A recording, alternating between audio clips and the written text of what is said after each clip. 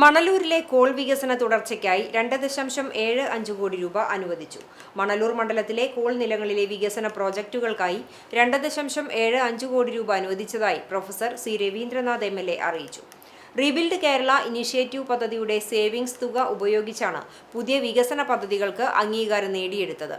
Tender നടപടികൾ പൂർത്തിയാക്കി ഉടൻ നിർമ്മാണം പൂർത്തിയാക്കാൻ ബന്ധപ്പെട്ട ഉദ്യോഗസ്ഥർക്ക് നിർദ്ദേശം നൽകിയിട്ടുണ്ടെന്നും MLA അറിയിച്ചു.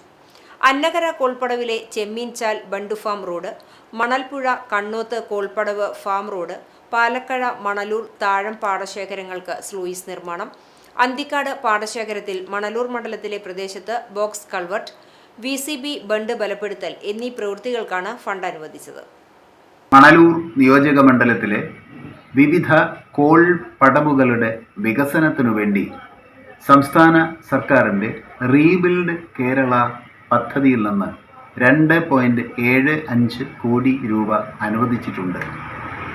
ഓരോ പടവുകളിലെയും പ്രശ്നങ്ങൾ തിരിച്ചറിഞ്ഞ് പദ്ധതികൾ തയ്യാറാക്കുവാൻ ബന്ധപ്പെട്ട കൃഷി ഓഫീസർമാരെ ചുമതലപ്പെടുത്തിയിട്ടുണ്ട്.